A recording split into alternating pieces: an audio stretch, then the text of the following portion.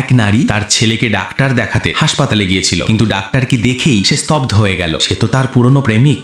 আতঙ্কে সে দ্রুত মুখে মাস্ক পরে ফেললো, যেন সে তাকে চিনতে না পারে। ডাক্তারও তাকে চিনতে পারলো না, কারণ 6 বছর আগে সে সম্পূর্ণ অন্যরকম ছিল। তখন সে অনেক মোটা ছিল, সবাই তার শরীর নিয়ে হাসাহাসি করত। তখন একমাত্র একজন ছেলেই ছিল যে তার পাশে দাঁড়িয়েছিল। যখন সবাই তাকে অপমান করছিল, তখন সেই ছেলেটি নিজের জ্যাকেট খুলে দিয়ে অন্যদের ক্ষমা চাইতে বলেছিল। সেই মুহূর্ত থেকেই মেয়েটি তার প্রেমে পড়ে যায়। ধীরে ধীরে তারা একে অপরকে ভালোবাসতে শুরু করে। কিন্তু পড়াশোনা শেষ হওয়ার পর ছেলেটিকে বিদেশে যেতে হয়। যাওয়ার আগে সে তার সব সঞ্চয় এক ব্যাংক কার্ডে রেখে মেয়েটির হাতে দিয়ে বলে, 2 বছর নিজের যত্ন নিও, আমি ফিরে আসবো। কিন্তু যেদিন রাতে সে দেশ ছাড়ছিল, সেদিন বন্ধুদের সাথে আড্ডায় তারা ঠাট্টা করলো, তুই এমন মোটা মেয়েকে কেন ভালোবাসিস? নিজেকে বাঁচাতে ছেলেটি হেসে বলল, আরে আমি তো শুধু মজা করছি। সে ভাবেনি মেয়েটি এই কথা শুনে ফেলবে। মেয়েটির মনে হলো সে তাকে সত্যি ভালোবাসে না। দুঃখে সে সব উপহার প্যাক করে তার কাছে ফেরত পাঠিয়ে দিল এবং চিরদিনের জন্য হারিয়ে গেল। ছেলেটি অনেকবার ফোন করেছিল, কিন্তু নম্বর সবসময় বন্ধ থাকতো। 6 বছর পর মেয়েটির একটি সন্তান হয়, আর সেই সন্তানের বাবা আর কেউ নয়, সেই ডাক্তার, তার পুরনো প্রেমিক, যে